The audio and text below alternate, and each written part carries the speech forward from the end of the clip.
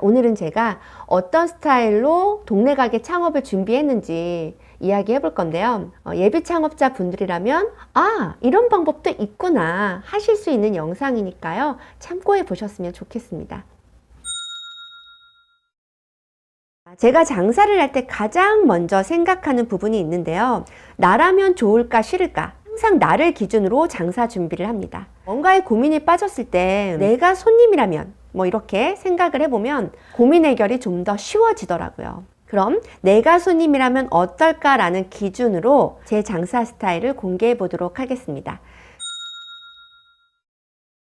첫 번째로 장사의 겉멋을 빼자입니다. 사실 저는 창업을 시작하는 단계에서 망할 것까지 생각하고 준비를 했는데요. 처음부터 점포 정리 느낌으로 가게 오픈을 했습니다. 근데 바로 이것 때문에 제가 동네 장사로 살아남을 수 있었던 신의 한 수가 아니었을까? 그런 생각이 듭니다.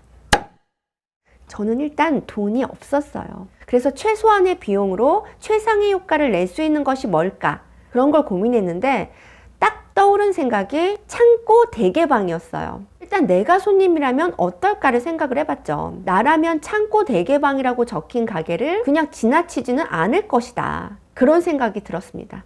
그리고 어차피 가격으로 승부를 볼 생각이었기 때문에 창고 대개방만큼 최적의 단어는 없다는 생각이 들었어요. 물론 저도 제 생애 첫 가게 오픈이었기 때문에 막 이쁜 간판을 걸고 그렇게 장사를 하고 싶긴 했지만 저는 빨리 승부를 봐야 하는 상황이어서 그런 겉멋을 부릴 여유가 없었어요. 그래서 기존에 있던 간판을 천가리만 하고 창고 대개방이라는 간판을 만들었습니다. 그리고 가게 내부는 정말 필요한 물건들만 샀고요. 너무 민망할 정도로 인테리어에는 돈을 들이지 않았습니다.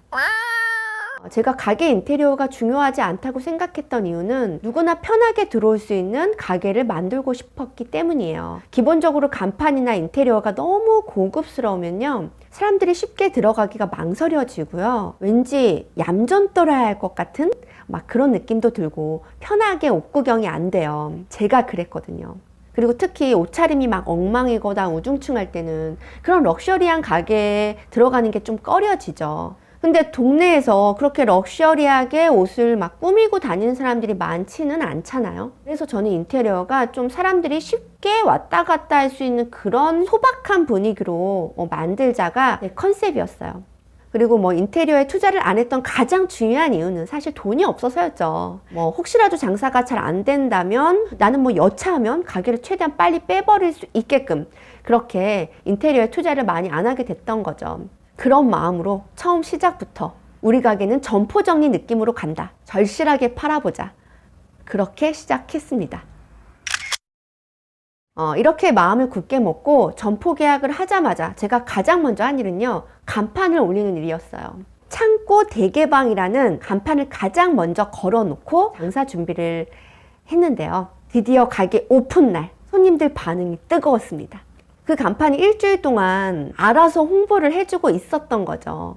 그리고 창고 대개방이라고 하니까 허접한 물건들만 있을 거라고 예상을 했던 손님들한테는 반전 매력을 보여줬습니다. 막상 들어오니까 옷들이 너무 좋은 거예요. 심지어는 가격까지 너무 쌌던 거죠. 저는 인테리어 비용은 정말로 돈을 많이 아꼈지만 판매 상품들에는 돈을 아끼지 않고 투자했어요. 보통 가게 창업을 준비하실 때 거꾸로 하시는 분들이 많이 계시더라고요. 초기 창업 비용으로 쓰는 돈을 판매 상품보다 인테리어 비용에 비중을 더 크게 두시는 분들이 많이 계셨어요. 이런 걸 빛 좋은 개살구라고 하죠. 가게가 이쁘면 물론 기분은 좋죠. 하지만 가게가 백날 이쁜들 판매 상품이 메리트가 없으면 그 가게는 그냥 이쁜 거에서 끝나는 겁니다. 어머, 가게가 너무 이쁜데요? 이렇게 칭찬만 많이 들으실 수 있는 거예요. 그리고 구매까지 이어질 수 없는 거죠. 물론 인테리어가 아주 중요한 업종들도 있습니다. 제 주변에도 인테리어 사업하시는 사람들이 많이 계신데 절대로 오해하시면 안 돼요. 그리고 두 번째, 판매 상품들을 사입할 때의 기준 역시 나라면 이 상품을 구매할까? 이 부분을 기준으로 초이스했습니다. 처음에 가게 시작했을 때 만약이라도 물건들이 안 팔리게 된다면 내가 다 입을 거야 라는 마음으로 제 옷 사는 느낌으로 물건들을 사입을 했는데요. 그런 마음으로 물건들을 이제 떼와서 장사했더니 제가 봐도 이쁜 옷들이었기 때문에 좀 더 자신감 있게 물건을 팔 수 있었고요. 손님들 반응도 좋았습니다. 일단 가게 주인도 좋아하는 옷들은요, 손님들도 기본적으로 좋아하시더라고요. 사람들 눈이 다 거기니까요. 저는 그리고 처음 창업 준비했을 때 맨 처음 옷들은 정말 심플하게 갔어요. 혼자서 모든 걸 해야 했기 때문에 뭐 복잡하게 여러 종류의 옷들을 뭐 사입을 해서 고민하고 연구할 시간이 없었어요. 그래서 단일 종목으로 가자. 무조건 한 놈만 공략한다. 라는 느낌으로 아우터 위주로만 물건들을 떼왔습니다. 왜냐하면 저는 가격으로 승부를 볼 생각이었기 때문에 겨울 코트, 겨울 패딩 같은 이런 겉옷들을 싸게 팔아야 가격적인 메리트가 더 크게 와닿을 거라고 생각을 했어요.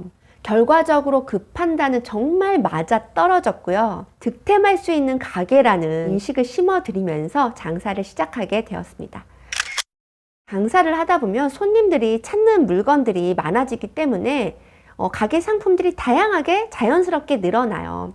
뭐 그렇게 조금씩 다양한 스타일들을 늘려가다 보면 잘 팔리는 물건들이 어떤 건지 점점 보는 눈도 생기게 됩니다. 그리고 세 번째, 옷들의 확실한 가격이 매겨져 있어야 합니다. 저는 어릴 때부터 싼 물건들을 좋아했어요. 품질이 아무리 좋아도 비싸면 안 사고 싶더라고요. 그래서 옷가게에 들어가면 가격표부터 먼저 확인하고 쇼핑을 하는 스타일이었는데, 가끔 어떤 가게들을 보면 가게 주인한테 물어보지 않으면 가격을 알 수 없는 집들도 있더라고요. 그런 가게는 사고 싶은 물건이 보여도 부담스러워서 그냥 나와버리게 돼요. 그래서 옷들 가격은 확실하게 얼마다 라는 가격 표시가 되어 있어야 손님들이 마음 편하게 옷을 실컷 구경하고 구매까지 이어질 수가 있는 겁니다. 그리고 가격을 정하실 때는요, 가게의 컨셉을 확실하게 잡으셔야 합니다. 아예 비싼 물건들만 팔던지 아예 싼 물건들만 팔던지 뭐든지 어정쩡한 포지션들은 결과가 좋지가 않더라고요. 제가 초반에 비싼 물건들도 들여놓고 싼 물건들도 들여놓고 그렇게 섞어서 팔아봤는데, 비싼 물건들이 싼 물건들에 섞여 있잖아요. 그럼 그 가치가 떨어집니다. 어차피 그 자리에서는 비싸게 못 팝니다. 고급스러운 명품 구제만 취급하는 가게라면 뭐 진짜 제대로 가격을 받을 수도 있는데요. 저희 가게 같은 박리다메식 구제 옷가게들은 절대 그렇게 장사하시면 죽도 밥도 안 된다는 거 꼭 기억해 두세요. 그리고 네 번째, 손님들에게 부담을 주지 말자입니다. 제가 구제옷 가게를 운영하기 전부터 쇼핑을 정말 좋아했던 사람인데요. 그렇기 때문에 손님의 입장에서 공감하고 이해하는 부분들이 많이 있었어요. 저의 장사 마인드는 내가 쇼핑하면서 불편하거나 싫었던 것들은 손님들한테는 절대로 하지 말자가 제 장사 원칙입니다.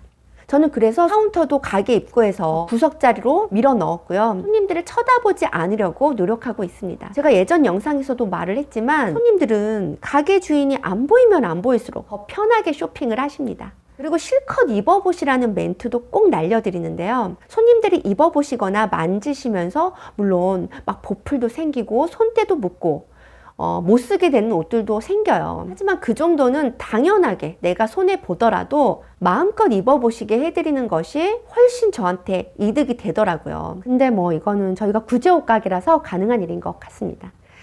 그리고 또 한 가지, 손님들이 옷을 입어보실 때 옷이 어울린다, 어쩐다, 그런 멘트들은 되도록 자제하고 있습니다. 은근히 마음 약한 손님들이 계세요. 주변에서 이쁘다고 자꾸 하면 괜히 안 사면 미안하니까 사가시는 경우들이 있더라고요. 근데 그렇게 사가시면요, 다음에 또 오기 싫어져요. 그래서 가게 주인이 그런 부담스러운 요소들을 제거해 주셔야 다음에도 그 손님은 편하게 옷을 구경하러 오실 수 있는 겁니다. 뭐 그렇다고 너무 아예 말도 하지 말고 뭐 이런 건 아니에요.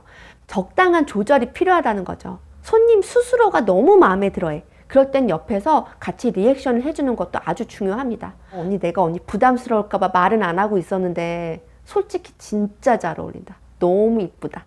뭐 요 정도의 멘트는 손님들도 이제 기분 좋아지고 같이 행복해질 수 있는 가게 분위기가 연출이 되니까요. 요런 스킬은 익혀두는 게 좋을 것 같습니다. 그리고 다섯 번째, 가게 상품 디스플레이를 수시로 바꿔준다. 똑같은 옷이라도 다른 행거에 걸리면 새로 들어온 물건처럼 보이거든요. 매일같이 신상품이 들어오는 가게라면 너무너무 좋겠지만 국내 가게에서 그렇게 빠른 회전율로 물건들을 빼긴 어렵죠. 그렇기 때문에 수시로 옷들 위치도 바꿔주고 색상별로 스타일별로 손님들이 보기 좋게 구매까지 이어질 수 있도록 행거 정리를 잘 해주시는 거 아주 중요합니다. 그리고 가게에 너무 오랫동안 디피되어 있다거나 상태가 안 좋아진 옷들은 과감하게 세일을 때려버리세요. 어차피 가격이 내려가지 않으면 제 가격 주고 그 옷 살 사람은 별로 없습니다. 손님들한테 옷 상태 설명해 드리면서요, 이건 이런 상태인데 내가 디스카운트 확실하게 해 드릴게요. 뭐 이렇게 생색내기도 좋아요. 그리고 6번째, 제가 앞에서도 말했지만 잘 안 팔리는 물건들은 손님들이 말하지 않아도 가격을 알아서 깎아준다거나 뭐 은근슬쩍 서비스로 끼워주는 액션, 이런 거 손님들이 정말로 좋아하십니다. 이거 진짜 단골 만드는데 최고의 비법이에요.